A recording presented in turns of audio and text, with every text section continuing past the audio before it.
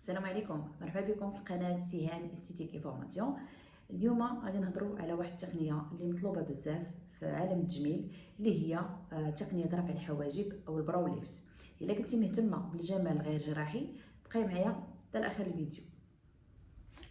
تقنيه رفع الحواجب هي تقنيه تجميليه غير جراحيه كتعتمد على تمشيط وتثبيت شعر الحاجب في اتجاه معين، باش بالهدف منه ابراز الحاجب على جمال ديالو الطبيعي بدون حقن بدون جراحه.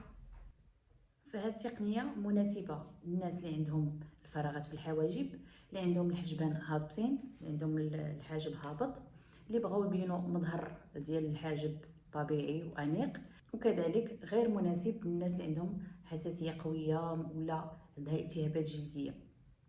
خطوات العمل سهله جدا. كنقوموا بتنظيف الحواجب مزيان، كنقوموا بتثبيت المنتج على الحواجب على حسب المده المحدوده. من بعد كنثبتوا الشكل على حسب الطلب ديال الزبونه. فالنتيجه كتبان من اول جلسه. طبعا كدوم المده ديالها ما بين 4 الى 6 اسابيع. يعني الا كنتي كتهلاي في الحجبان ديالك وكديري بهم واحد العنايه اللي هي مزيانه، فاكيد غادي يكونوا مده اطول. فالنصائح اللي غادي نقول لك قبل ما ديري الجلسه: ما ديريش شي مواد كيماويه ولا شي مواد قويه على الحواجب. في بعد الجلسه اكيد ما غاديش تستعملي الماء لمده 24 ساعه فوق الحواجب، ما وصلوش الماء نهائيا، باش تكون عندك واحد النتيجه اللي زوينه ويصبروا معك واحد المده اطول.